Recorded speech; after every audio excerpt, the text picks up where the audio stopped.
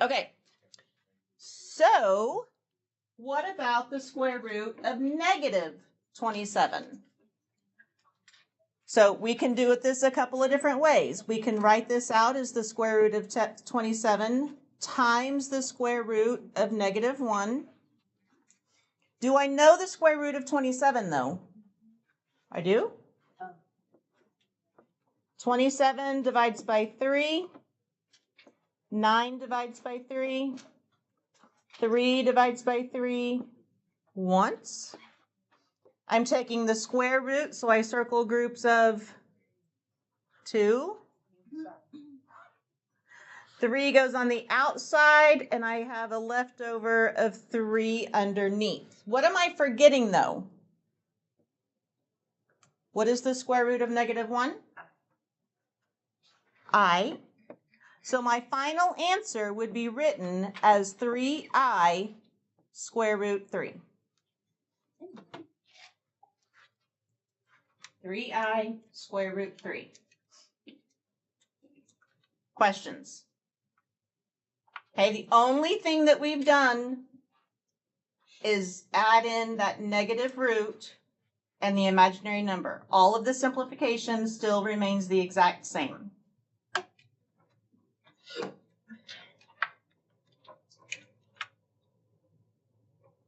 Y'all are so quiet today. Okay, so how am I going to do this?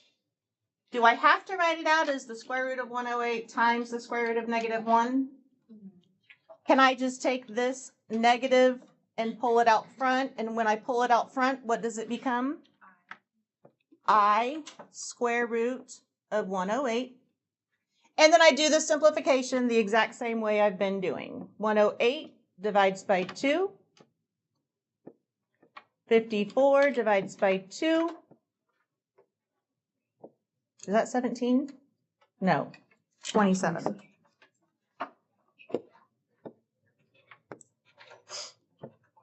(27) divides by 3. 9 divides by 3. 3 divides by 3 once. Because I'm taking the square root, I circle groups of 2. So 2 2s, 2 3s. What do I do with those 2? So 2 times 3 is 6 square root 3. But don't forget, you still have an I over here. So my final answer would be 6i square root 3. Not bad? Not bad.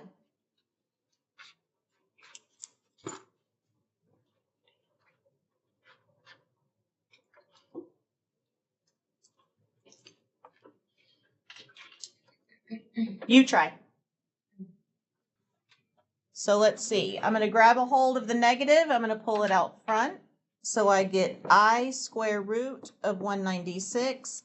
Now, if you don't know already, the square root of 196 is 14. So my final answer would be 14. But what if I don't know that? Can I come over here and do 196? 196 divides by 2, 98. 98 divides by 2, 49. 49 divides by 7. Circling groups of 2. 2 times 7 is 14. And there's nothing left over other than the 1.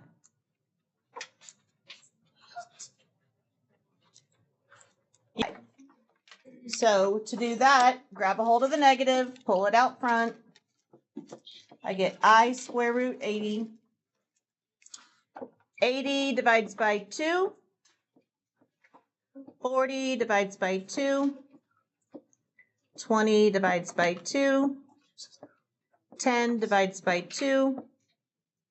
5 divides by 5. Because I'm taking the square root, I circle groups of 2. So 2 times 2 is 4. 4i square root 5. Not bad, not bad.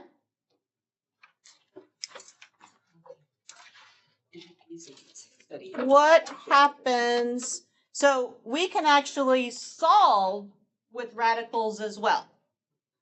So when you're solving with radicals, if you have to take the square root of both sides, you have two answers. Why? Like if I had x squared is equal to 4, what are my two answers? Positive 2 and negative 2. Because if you think about it, positive 2 squared is 4, but so is negative 2 squared. It's also 4. So here we can write that as x is equal to plus or minus 2. Well, how would I know to do the square root? Let's talk about that. Remember that multiplication and division are inverses of each other. In order to cancel out multiplication in an equation, we know that we can divide.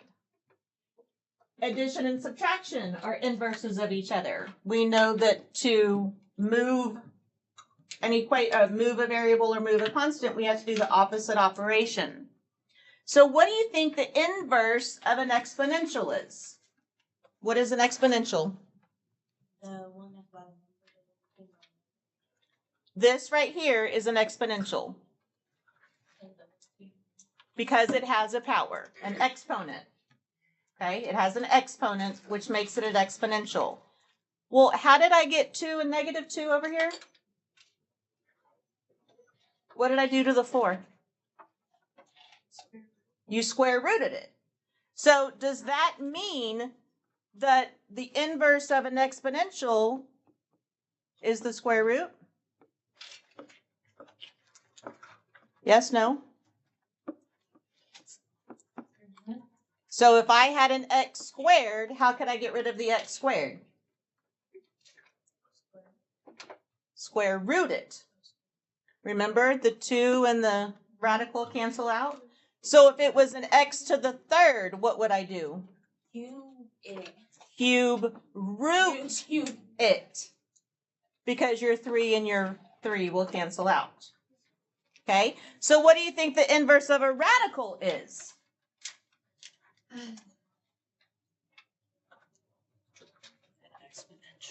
An exponential.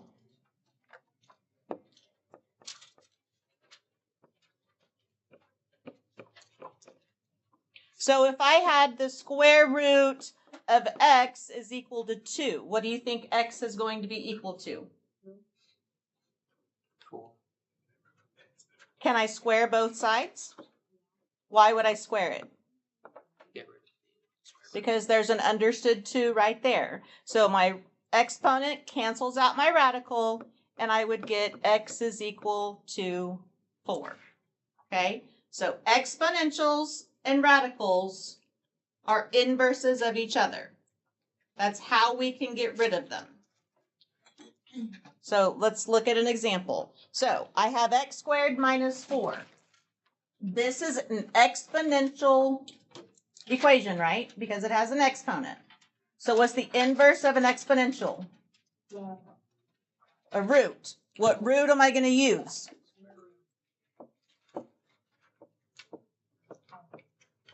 So I can square root.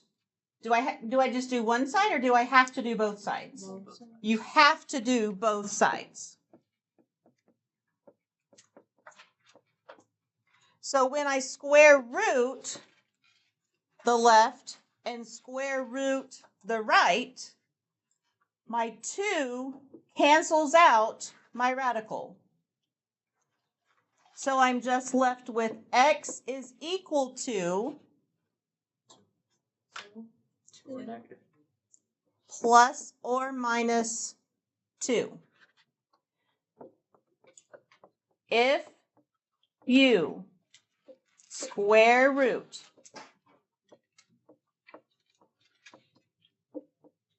both sides, you have 2 answers. Plus and minus whatever your answer is. We're not going to get into it right now. We'll get into it later. But there are things such as extraneous solutions where one of the solutions won't work. But we'll get into that later.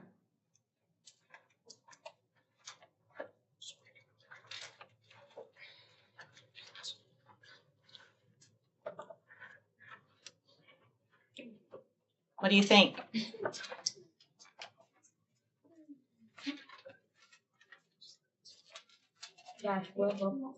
Huh?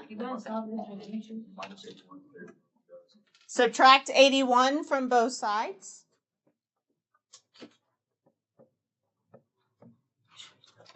So I get x squared is equal to negative 81.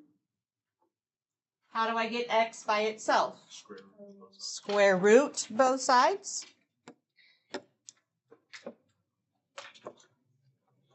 So my square cancels my square root.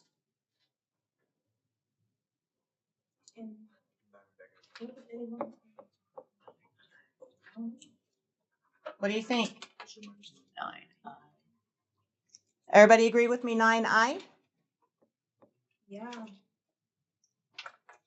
I don't know if it's 9, but I know the I. What's the square root of 81? 9. 9 times 9 is 81. If you don't know that the square root of 81 is 9, can you do the upside down math stuff? You can figure it out. What am I missing? Plus or minus. If you're taking the square root and you're solving an equation, you have to have plus or minus.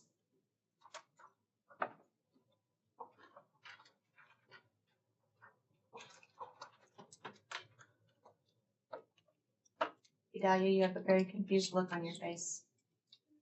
Your brows are furrowed. You good? Yeah. You sure? Does the plus or minus only apply to square roots or to even roots in general? Even roots in general. Because you can take cubed roots of negative numbers. Yeah, that only applies to even roots. What are we going to do here? Subtract the 13. So I have x squared is equal to negative 12. How do I get rid of something squared? Square root it. So my square cancels my square root.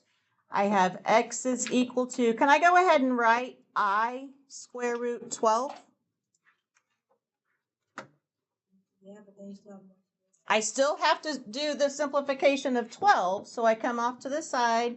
12 divided by 2 is 6. 6 divided by 2 is 3. 3 divided by 3 is 1.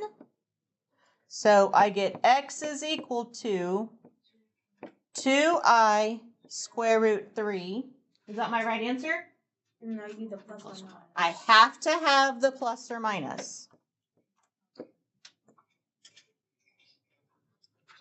I have to have the plus or minus. If you are square rooting both sides of an equation, well, I should say even roots, any even root,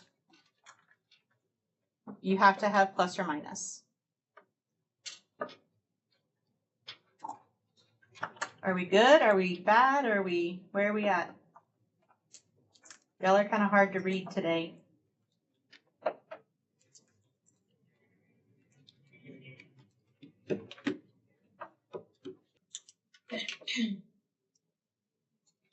I don't want to do that one again. I want to do what happens if I have the square root of x plus 3 is equal to 7.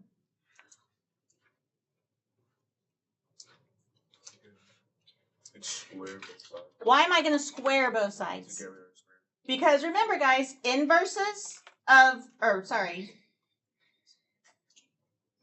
exponentials are inverses of roots. Roots are inverses of exponentials. So because I have a root here, I can square both sides.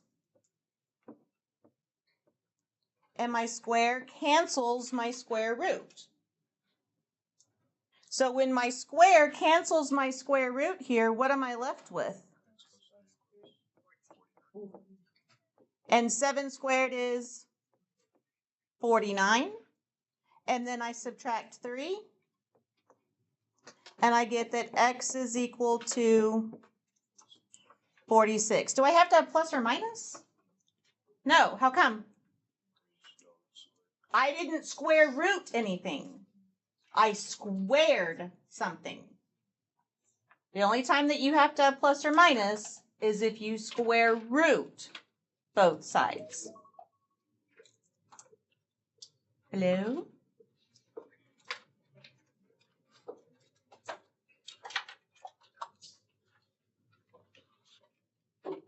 Oh, is that not the exact same problem? Yep. I was telling the future. What about this guy? What he said. Square both sides. Yeah. Square both sides. So I'm going to square this side, and I'm going to square this side. So the 2 cancels the square root. So I'm left with x plus 3. The 2 cancels the square root. So I'm left with 4x minus 2. And then what? I don't have anything to combine. Come on, guys. This is 8th grade math. How do I solve for x? Combine the x's. How do I combine x's? Minus 4x on the other side and then minus 3 on the other side. Why are we subtracting? Well, we can add. Same thing. No, it's not. Why am I subtracting? To get rid of 4x on one side. Because addition and subtraction are inverses of each other. This one is essentially positive, right? Which is plus 4x. So I have to subtract it in order for it to go away. Could we have also just added x to the other one? No, I would have to subtract x to the Oh, other yeah, side. yeah. So this gives me negative 3x plus 3 is equal to negative 2. Now what? Subtract 3 on both sides. Subtract 3 from both sides. And again, remember, we're doing opposite operations. Just like with the exponentials and the radicals or the roots, addition and subtraction. So I have negative 3x is equal to negative 5. And then what? Divide both sides by Why am I dividing? to get rid of the Not to get rid of the 5, Get rid of negative. to get x by itself. But why am I dividing? What's happening between the 3 and the x? They're multiplied. They're being multiplied. What's the inverse of multiplication? Division. Do you see where this is all kind of coming together? So I'm dividing each side by negative 3. So I get x is equal to positive 5 over 3. Because a negative divided by a negative is a positive. Can I throw imaginary numbers in here as well? I could.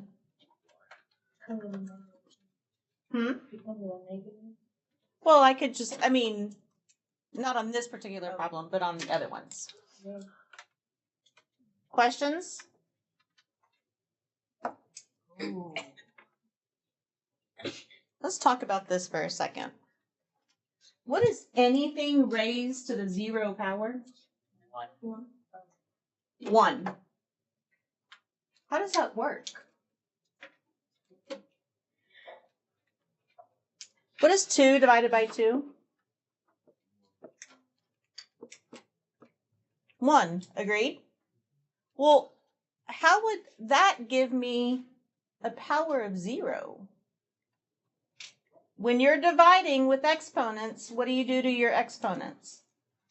Isn't this x or 2 to the first power and this is 2 to the first power? Yes? how would I get, what would I do? First, the exponent subtract. You subtract your exponent, so this is essentially 2 to the 0 power, but you already told me that it was 1. Any number, any value raised to the 0 power is and always will be 1. Forever. If you have this big, huge algebraic expression or an equation or whatever it is, and it's raised to that 0 power, the entire answer is 1. Well, what is any number raised to the first power? Like, what is 3 to the first power? It's just 3. So I to the first power, what do you think it's going to be? I.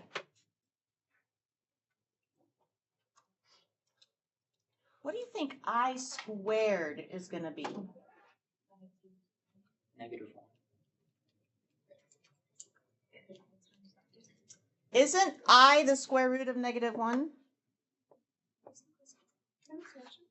Mm-hmm. Isn't I the square root of -1? By definition, the second slide or the first slide that we had, right?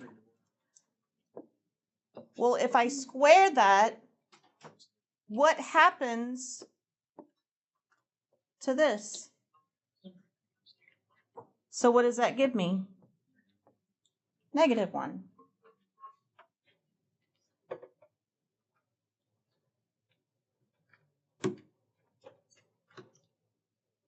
What about I to the third? Do you think that I could rewrite that as I to the first times I to the second power? Because when I have the same base and I'm multiplying, what do I do to my exponents? So I to the first is just I, and I squared is -1. Well, what's I times -1? -I.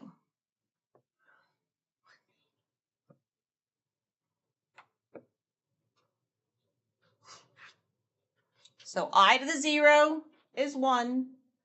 I to the first power is just I. I squared is -1. I to the third is -I. What do you think I to the fourth power is going to be? I'm going to pause the video and let you. How could I rewrite x to the fourth? Not plus. Or multiply. Could I just say I squared times I squared?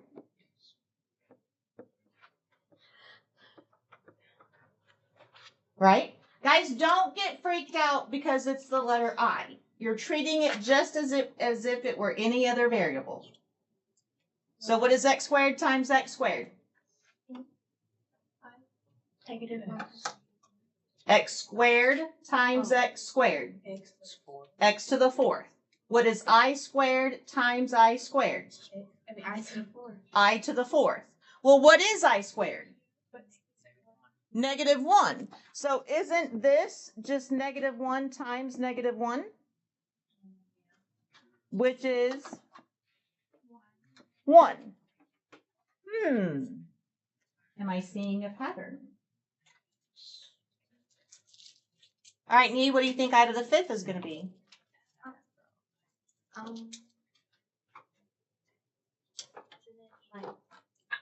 I squared and I cubed. So I squared times I cubed. And we know that I squared is, -1. and I cubed is, so -1 times -I is positive I. Do y'all see the pattern?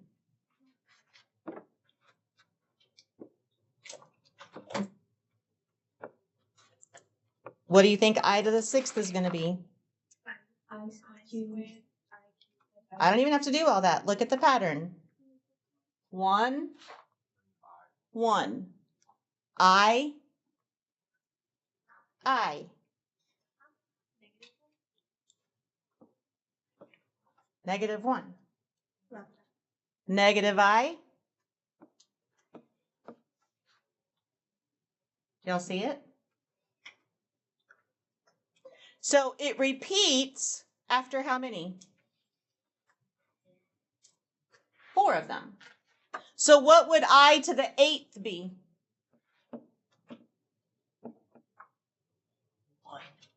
1. What would I to the 9th be? What would I to the 10th be? And I to the 11th?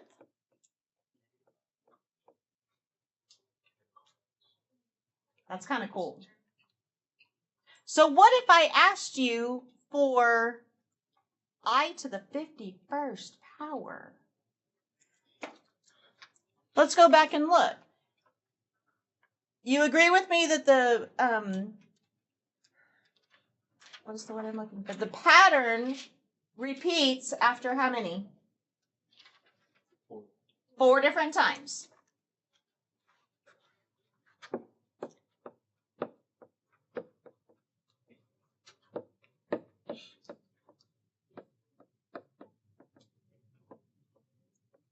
So if I ask you for the I to the 51st power, guys, am I going to ask you to do I squared times blah, blah, blah, blah, blah? Absolutely not. What could I do? Keep in mind that it repeats after every 4. What could I do? I can take 51 and divide it by 4. Why am I using 4? Because it repeats every 4 times. So I'm going to divide by 4. So 4 goes into 5 one time. 4 goes into 11 2 times. And I have a remainder of 3. What do you think that 3 is going to represent? The what?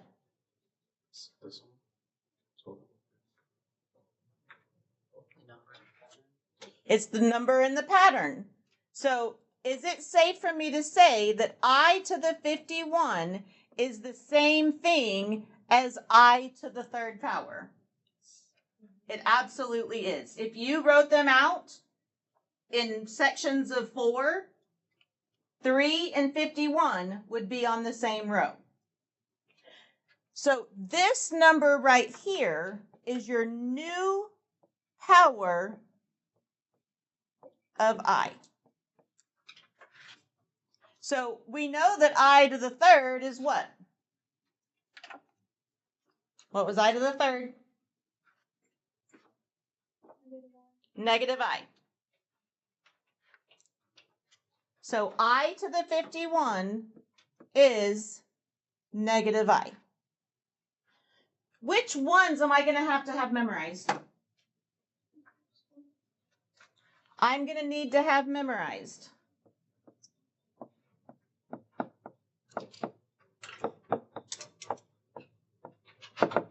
I to the 0, I to the 1st, I squared, and I to the 3rd. What is I to the 0? What is I? I squared and I to the 3rd.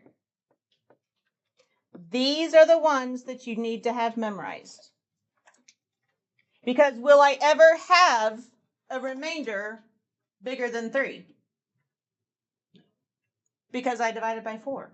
So I won't have a remainder bigger than 3. It'll be 3, 2, 1, or 0. You try I to the 15th. What'd we do?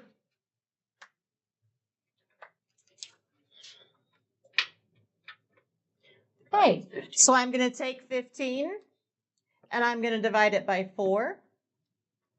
4 goes into 15 3 times with a remainder of 3.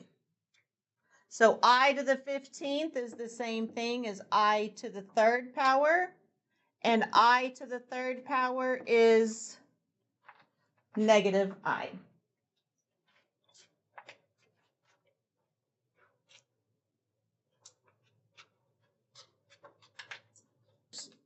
Okay, so same rules as radicals.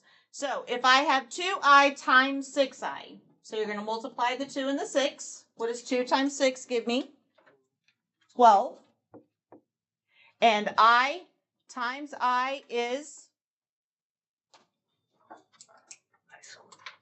I squared. But then I have to remember that I squared is what? Negative 1. And so my final answer would be negative 12.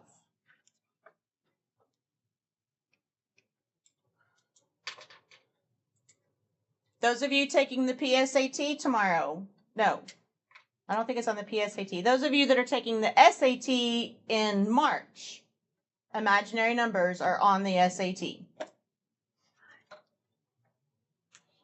They used to be. I don't know about the new digital ones, but they used to be.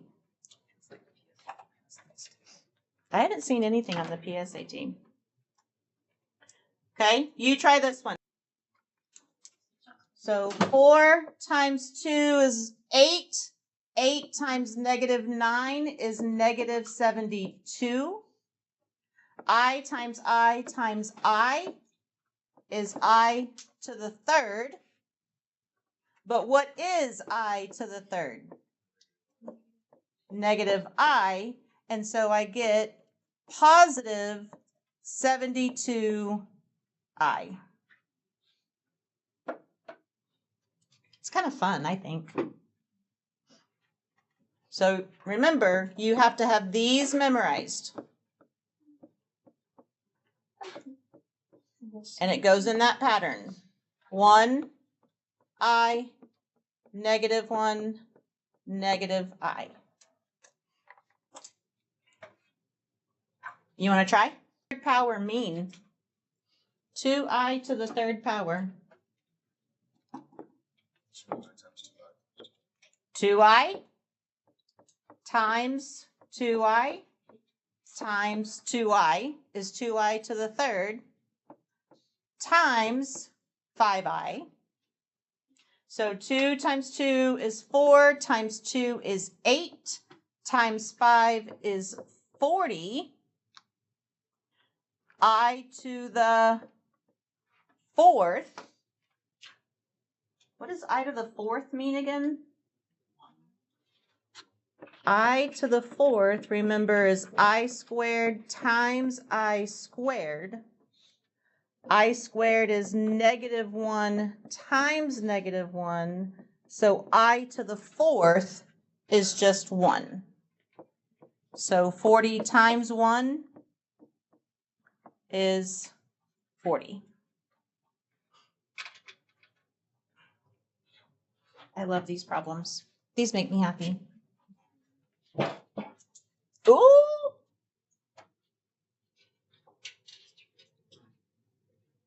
Go back one. Okay, what am I going to do? I have a negative under the radical. What happens to it? Yeah. So outside, so I have I square root 80 times I square root 10. How do I multiply these again? Outside times outside. Outside times outside. Inside times inside. I times I is 80 times 10 is, I come over off to the side. 800 divides by 2. 400 divides by 2. 200 divides by 2. 100 divides by 2. 50 divides by 2. 25 divides by 5. And 5 divides by 5. Because I'm taking the square root, I'm circling groups of 2 2s, 2 2s, 2 5s. What do I do with those three numbers? 2 times 2 times 5 is 20. So I have 20 I squared square root 2. Can I leave that I squared as I squared? Because I squared is -1. So final answer, -20 square root 2.